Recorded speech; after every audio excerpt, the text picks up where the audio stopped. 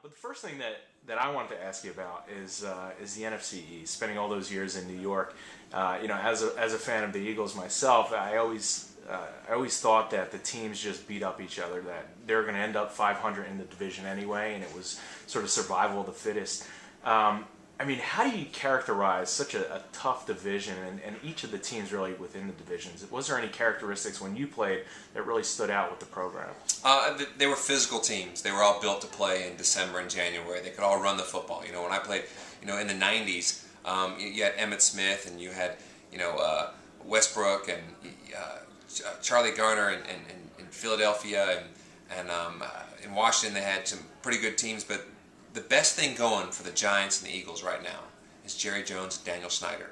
Because when you look at it, if you take past history, since '96, the Cowboys have won one playoff game, last year. One. Washington Redskins, don't know if they've won a playoff game since Daniel Snyder's been there. I'm just shooting off the hip. I have no idea really, but they haven't had a lot of success, and they've probably gone through about 5 or 6 coaches in Snyder's tenure. In that time, you look at the Giants. Jim Fossil, Tom Coughlin, and Andy Reid. Stability at the top. Teams that they've both been to Super Bowls. The Giants have won a Super Bowl. They've been to a couple in the last 10 years. You see the success starts from the top down. It's from the leadership at the top. And I think at some point in time, Snyder and Jones have to realize they're smart businessmen, hire smart football people to run their football program and give it to them. Are they going to end up old crotchety owners like Al Davis? It'll be interesting to see if Jerry Jones turns into Al Davis. But, clearly he's an intelligent man who's made his wealth someplace else. At this point in time, he's got to hire someone and let him run that team, Because what happens is you run into a situation where the players in the field, who are they playing for? Are they playing for, Wade Phillips or Jerry Jones? They know at the end of the day, Jerry probably makes all the decisions. So it's a tough road to hoe, and you see there aren't a lot of owners in the NFL who have that much influence. They like to be seen and not heard. Let's talk about one of the new coaches, Mike Shanahan, and a guy you're certainly familiar with, Donovan McNabb. What's your take on the situation down there currently? Disastrous. In my 10 years in the NFL, I never once played in a game where the starting quarterback was removed in the 2-minute offense when you could still win the football game. I've never seen it, ever. And the excuses given from that point have been even more confusing. From, he's out of shape, to he hadn't run in practice, to, listen, the guy's been in the league for 12, 13, 14 years. I'm sure he's run enough 2-minute offenses to figure it out. And Shanahan's no spring chicken himself. He's been around, he's been successful in the league. Is it surprising that, take Albert Haynesworth out of the picture, but the move being made by him? No, leave Albert Haynesworth in the picture, and you see a philosophy here of, if you're not my guy, that's how I'm going to treat you.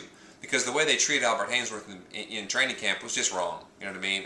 You could have saved the guy's legs by not making him do those tests over and over and over again. He came in 30 pounds lighter than he was last year. And what they've done to Donovan McNabb, you clearly see he's not Mike's guy. He's just not Shannon. He's not going to be there after this year.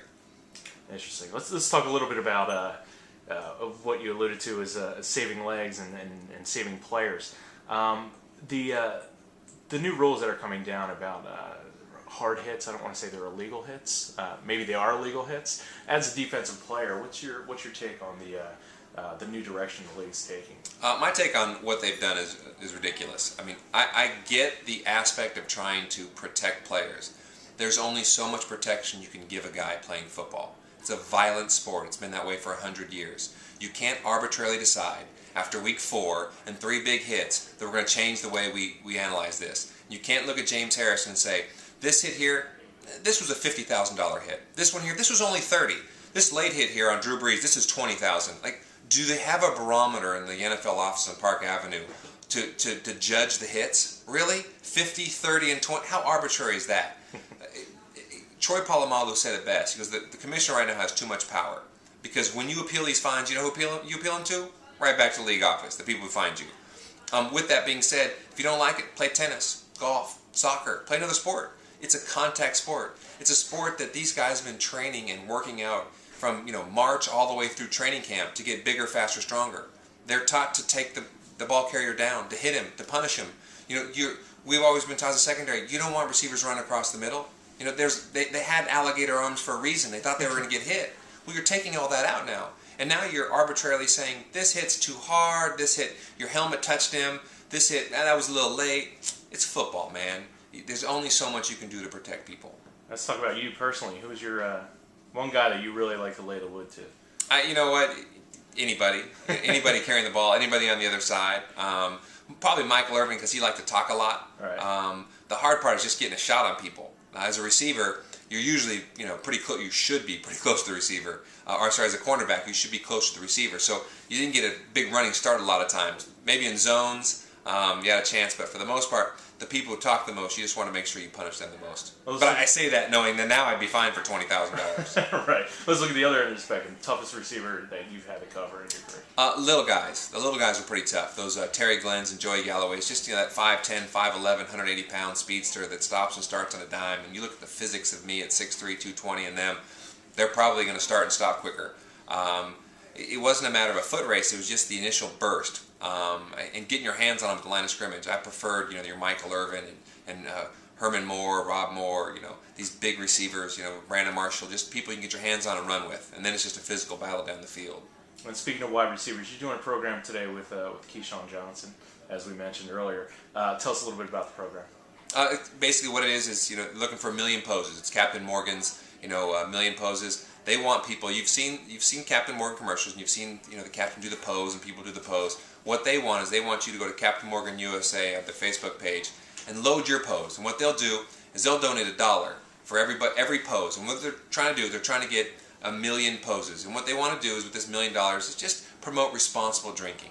It's called the First Mate Fund. When you think about your first mate, you go out, there's a bunch of you, somebody's got to be responsible in the group. We're all of age and we can drink, but somebody's got to be responsible here. So what they're trying to do is promote responsible drinking. Raise $1 million, put your pose on the Facebook page, have some fun with it, raise some money for charity. Well, speaking of first mates, T.O. and Ocho Cinco, do they make Keyshawn look mellow by comparison? I don't get it. At one point, do you become a personality, not a football player anymore, right? To each their own. That's all I say. To each their own. All right, Jason, thanks for talking with us. My pleasure.